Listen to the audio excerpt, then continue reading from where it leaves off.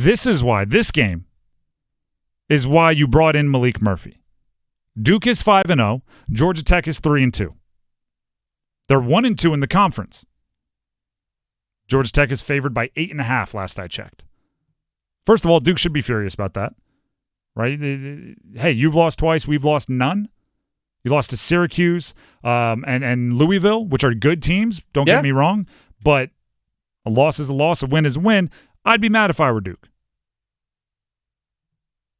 I think both teams are actually coming in. It's an 8.5 spread, which is not small.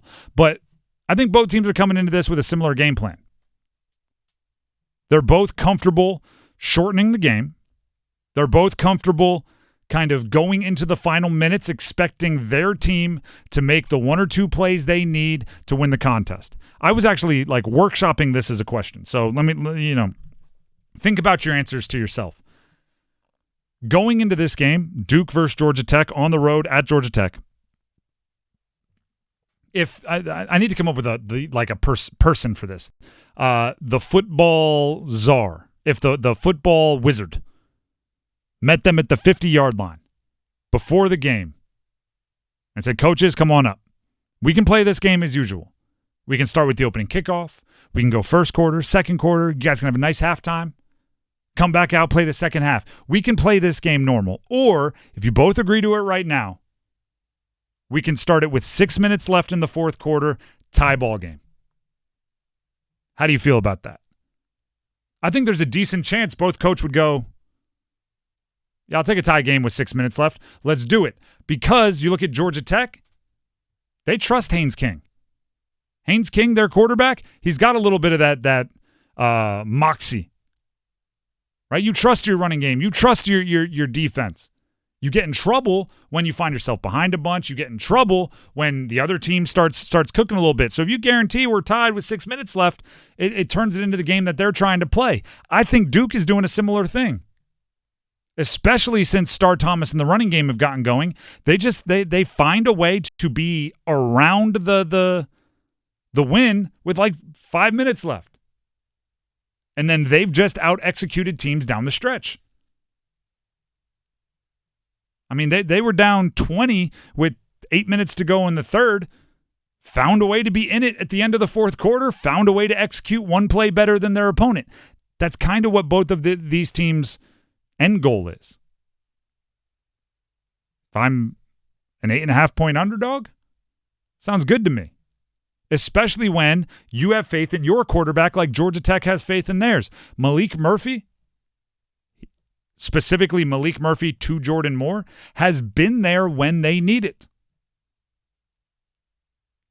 Right? It's both are true when coaches, like if there's a big play at the end of the game, a fumble or something, and the coach is trying not to make that player feel bad, and they go, "Oh, there's any one of 100 plays that could have decided that game." It's like, yeah, but only one of them happened with 45 seconds on the clock and you driving to get the win. That one had a little bit more importance. I think Duke wants the ball in Malik Murphy's hand with a minute to go and the game on the line, and they feel more often than not they're going to come away with the win. I think this game could be, first of all, short. I'm talking like keep the clock running, run the ball.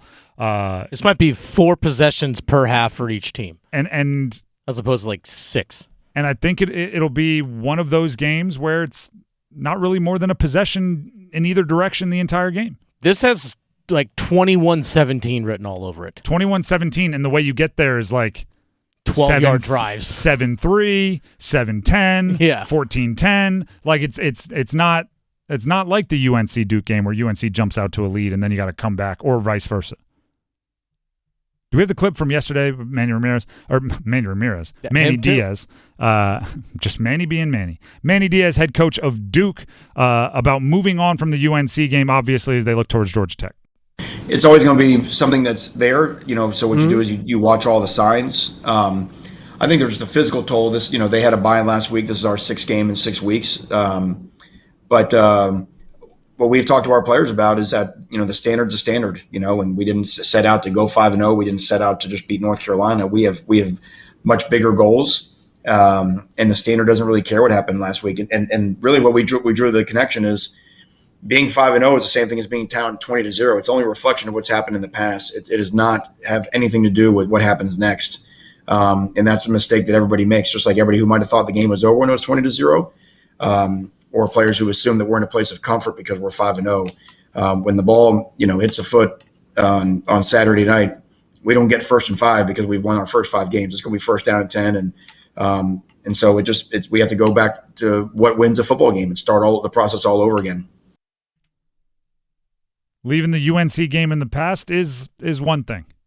I'd also say this. I like a road game following a emotional victory.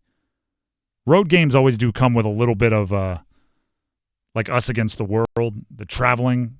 Coaches usually make some over-the-top metaphor about like we're going into enemy territory and all this sort of stuff. When we used to play at James Madison, there were 2 ways into the stadium. One was like right down Main Street. It was like you're just going right up to the front doors.